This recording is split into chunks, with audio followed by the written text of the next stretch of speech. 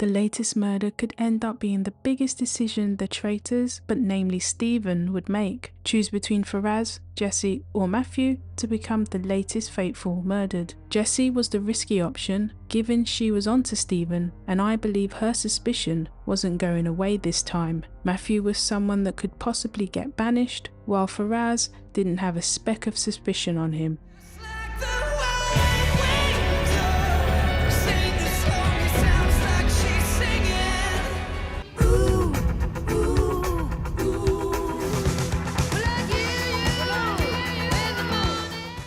What a transition from the dark cover of Edge of 17 to the original. It showed the shift in tone from the previous night to the breakfast to come. Whatever the choice Rachel and Stephen made, Stephen would have a big task on his hands to prevent being banished. They didn't take the chance earlier in the game, but the traitors decided on the riskier move and murdered Jesse. The last remaining clued on Faithful was now gone. Any smudge of some viewers wanting the Faithfuls to win was just given the letter and is out the door. Someone that had well thought out theories that proved correct with Fiona, and unknowingly to the Faithfuls, Jesse was correct about Stephen, though it seemed like none of the remaining Faithfuls were listening this time around. One thing that Stephen needed to make sure he didn't push the narrative too much that he was being set up. It would be better for him if someone else brought it up first. There was one player who might have been feeling gleeful at this latest development. Matthew must have been thinking that his little deal was going to happen.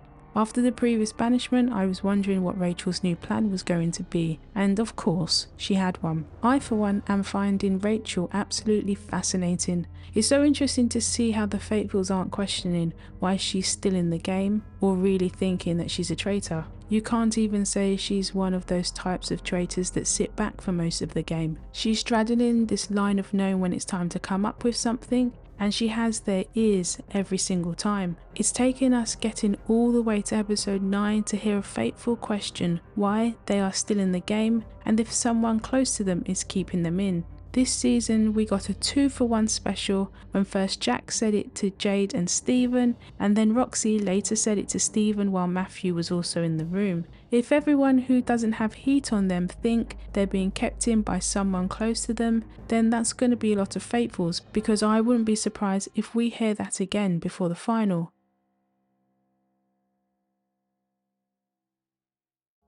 The players each had to climb into one of the big boxes. They would need to answer a series of questions the traitors have given. For every player that answered the question correctly, £250 would be added to the prize pot. The twist in this mission was that the traitors hadn't given the answers yet. Here's me thinking this was going to be a bog standard mission. Once everyone had closed their boxes, Rachel and Stephen would need to get out of the boxes and come to a decision on the answer, then get back in the boxes. This was so dangerous. Those lids sounded like they were noisy. I don't know how loud the drama really was. I was thinking that Rachel and Stephen shouldn't always look to be voting the same way, and they shouldn't always vote for the answer they agreed on. Someone, namely Matthew, would be paying attention. That man is writing everyone's roundtable votes down, so he would be taking note. And he was. In the end, £3,250 was added to the prize pot.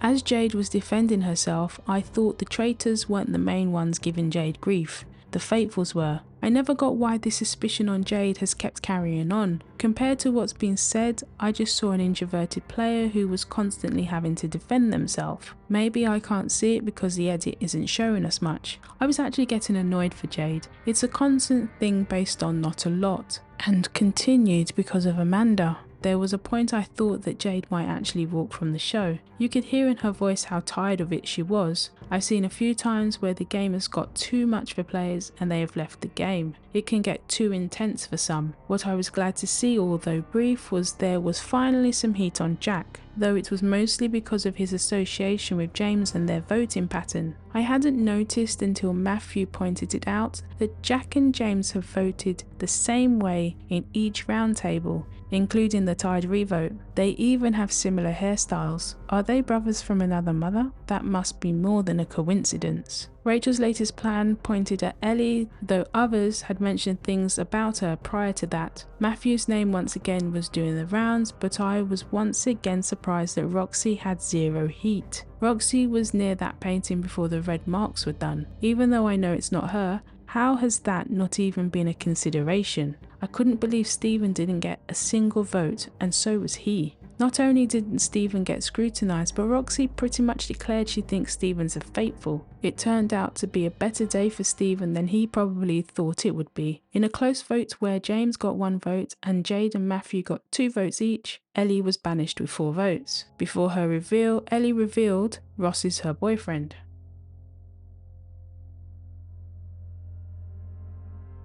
Claudia told the players that there would be no murder and there was a dinner party. I thought this was at least an episode too early to have a dinner party. I just knew something else was coming. Each player spoke about what they would like to do with the money if they win. Hearing Jade's story helped understand her a bit more. I already thought her having her guard up was understandable because I thought Jade may be an introvert. Hearing about her mum and sibling added another dimension to understanding how she is. No surprise that the something I thought was coming actually did. Claudia said there was a ceremonial dagger that came with an advantage of 2 votes at the round table. It's taken 4 seasons for this power to be introduced in the UK. I thought they would never do this, seeing as it's been around the franchise for a while. Normally it's won during a mission, but the UK has decided that the Traitors will decide who gets it. Looking back at the last few episodes, Fiona and Harriet brought this middle block of episodes to life. This one and the previous one felt a bit like a filler episode that you would have in scripted TV. Looking forward, I would be surprised and shocked if the Traitors don't win. I say it like this because I'm not sure which one or if both of them will. That's if both Rachel and Stephen remain as the only traitors. I think Rachel has a better chance purely on the fact that she's had less heat on her,